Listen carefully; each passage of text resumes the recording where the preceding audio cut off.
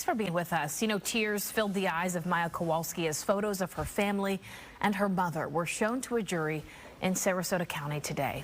It came during closing arguments in the family's $220 million lawsuit against Johns Hopkins All Children's Hospital. Well, tonight the case is in the jury's hands. As Fox 13's Kimberly Quizon reports, the jury must decide whether hospital staff is responsible for driving Maya's mother to suicide.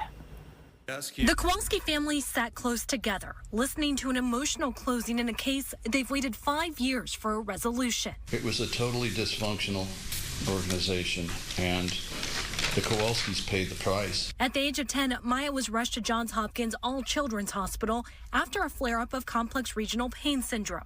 Days into her hospitalization, Maya was placed into state care, as staff reported suspected medical child abuse against Maya's mother, who insisted her daughter be treated with ketamine, as doctors not affiliated with All Children's Hospital had previously done.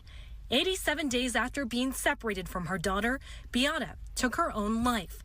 Family attorney Gregory Anderson told jurors Maya's mother did this to protect her family. She knew if she did not take herself out of the picture, that it was likely, it was a probability that her daughter would die. But defense attorney Ethan Shapiro told jurors the hospital operated in the interest of Maya. This is who All Children's is. Does Maya look happy in these photos? They tried to make this awful experience as humane and comfortable. Shapiro laid out a timeline showing jurors red flags were raised by multiple staff members and pointed out concerns came from other hospitals as well. The coward's way out is to let them leave. People who care about children do not let that child walk out the door without talking to the family.